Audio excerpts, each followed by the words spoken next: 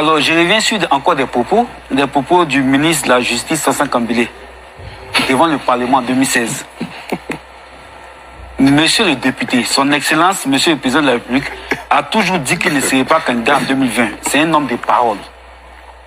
Je répète, c'est un homme de parole. Et je tiens à vous rappeler que je pourrais démontrer comment il lui sera impossible d'être candidat en 2020. Là, je vous parle du ministre de la Justice de Côte d'Ivoire. Et Arthur Banga, non, j'ai oublié son nom, Doumbia. Voilà. Yacouba Doumbia. Yacouba Doumbia, voilà. Désolé d'avoir... Non, pas de souci. Ils disent que M. Alassane Ouattara, qui est le chef de l'État, en ce moment, ne savait pas ce qu'il disait lorsqu'il disait que la Constitution ne lui permettait pas de se présenter. Ils disent que M. Touré Mamadou, qui est leur proche, ne savait pas ce qu'il disait lorsqu'il disait que M. Alassane Ouattara ne pouvait pas se présenter. Ils disent que M. Sansan Kambile ne savait pas ce qu'il disait lorsqu'il disait que M. Ouattara ne pouvait pas se présenter.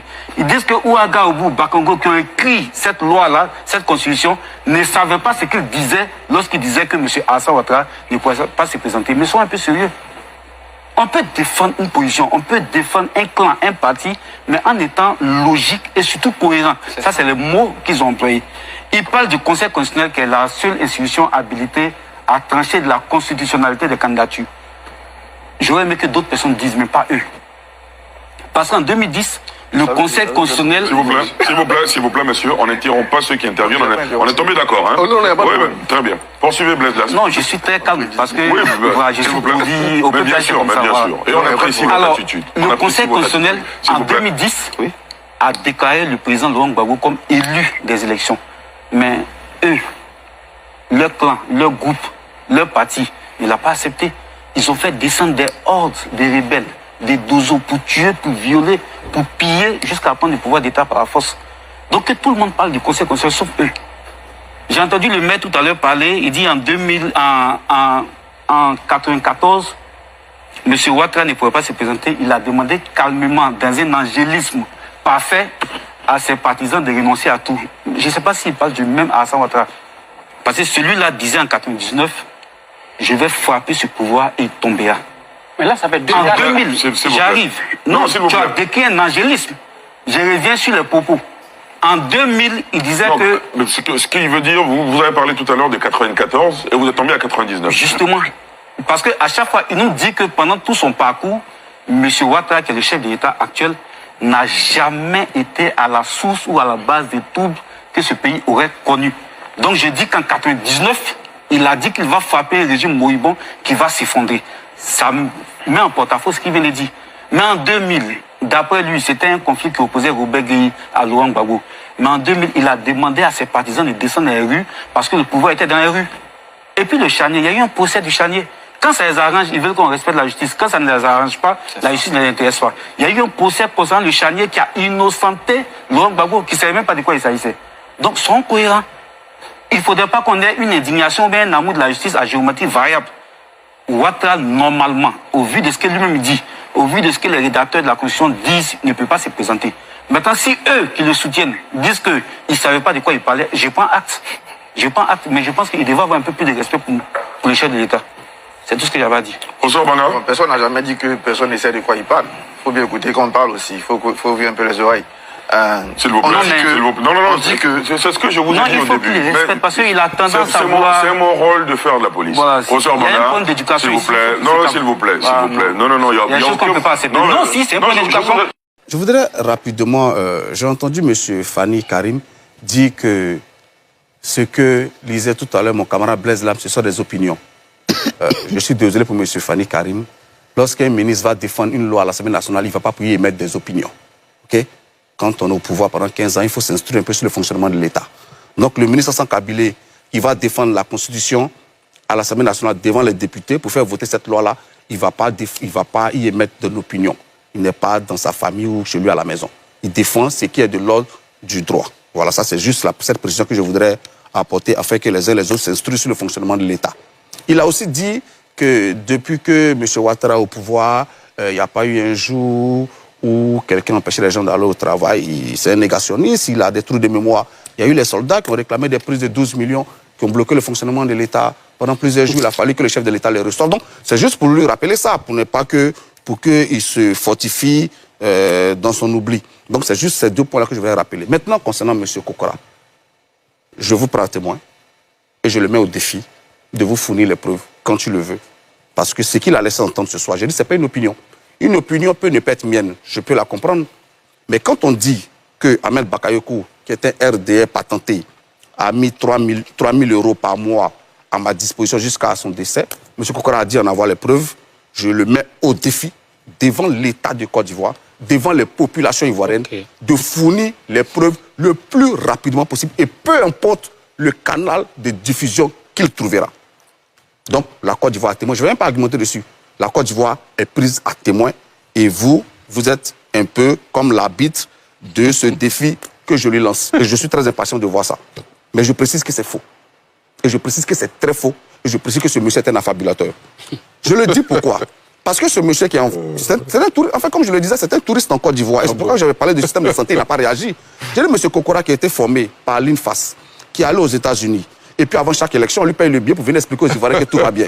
C'est-à-dire qu'il a cité toutes les infrastructures de santé construites par M. Ouattara, mais il ne travaille d'aucune autre. Il préfère faire un dossier aux États-Unis. Et ce monsieur vient expliquer aux Ivoiriens qu'en fait tout va bien en Côte d'Ivoire, mais lui-même il n'y vit pas, il refuse de vivre en Côte d'Ivoire. Et c'est pourquoi je questionne la crédibilité de celui qui passe ce message-là. Parce que madame, dans le discours politique, il y a le discours et puis il y a la crédibilité du discours. Donc quand M. Kokora vit aux États-Unis, alors qu'il était formé par l'État de Côte d'Ivoire, et qu'il refuse de travailler dans les centres de santé que M. Ouattara a construit à profusion, mais il n'est pas crédible pour dire aux Ivoiriens que tout va bien. Et c'est ce que je tenais à lui rappeler avant qu'il n'invente cette histoire où on me donnerait 3 000 €, c'est du n'importe quoi.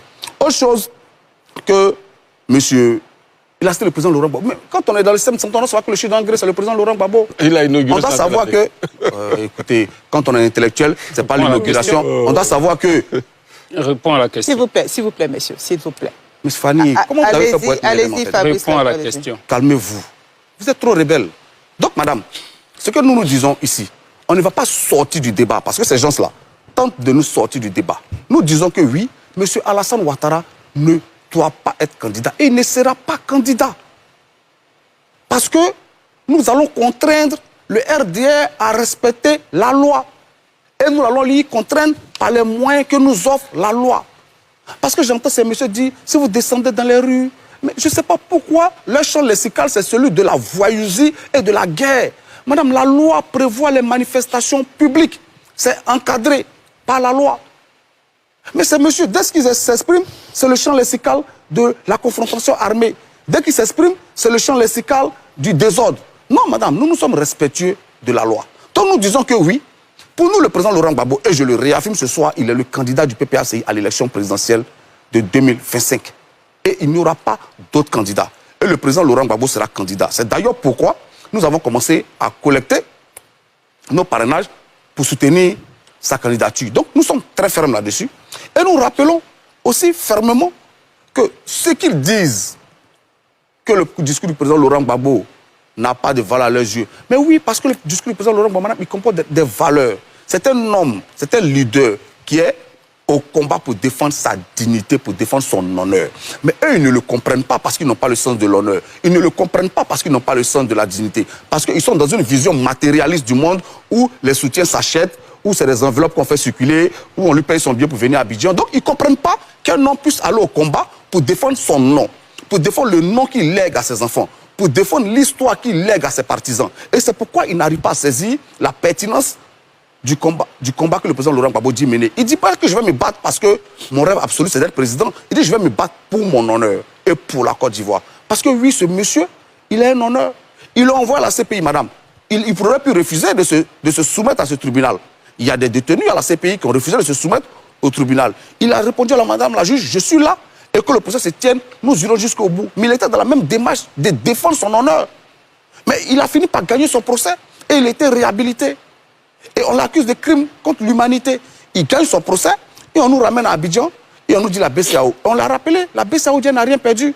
Quand ces messieurs disent que non, il a pris la BCAO et l'a braqué. Mais je rappelle que, pendant que M. Alassane Ouattara était au Golfe, il a reçu sa pension dans ses premiers ministres de janvier à avril. Est-ce qu'il a retourné l'argent? Je vous mets au défi de prouver que pendant qu'il était au Golfe, contestant Laurent Gbagbo, il a reçu sa pension, c'est un droit d'ancien Premier ministre dans son compte bancaire. Il n'a pas retourné l'argent. Le juge, madame, qui a jugé le président Laurent Gbagbo pour le prétendu braquage de la BCEAO qui l'a condamné. Mais ce juge-là, demandez-lui qui lui a payé son salaire de janvier à avril. Mais c'est justement l'argent de la Côte d'Ivoire qui était à la BCEAO qui a permis de payer cette juge qui a condamné le président Laurent Gbagbo. Madame, ça manque de cohérence. Donc, entre celui qui dit l'autre État a de l'argent quelque part, je vais l'utiliser, payer les enfants de la Côte d'Ivoire, pour ne pas qu'ils meurent de faim. Et celui qui dit embargo sur les médicaments et tout, c'est celui qui a pris l'argent de la Côte d'Ivoire pour permettre aux Ivoiriens de vivre qui n'auraient pas de la dignité. Mais madame, tous ces juges qui étaient assis dans cette salle, ce jour-là qu'on condamne le président Laurent Gbagbo, demandez-le qui lui a appelé le salaire des gens. Si le président Laurent Gbagbo était un braqueur, mais tout ce monde-là, c'est tous des receleurs. Si le président Laurent Gbagbo était un braqueur, tous ceux qui étaient à l'hôtel du Golfe et qui ont reçu les salaires, mais madame, ce sont des receleurs, ils devraient se retrouver en prison. Il faut qu'on soit sérieux. Et nous le disons, mais fermement et calmement. Nous n'accepterons pas que le nom et l'honneur du président Laurent Gbagbo soient bafoués. Nous n'accepterons pas que ses droits soient piétinés. Et nous allons nous battre selon les moyens que nous offre la loi. Nous ne prendrons pas les armes parce que nous ne sommes pas outillés pour ça. Ce n'est pas dans notre ADN. Très bien, mais nous Fabrice utilisons Dago, tous les terminé. moyens démocratiques mis à notre disposition par la loi pour nous faire entendre. Il faut que cela soit entendu et il faut que cela soit dit. Et c'est ce que je viens de dire.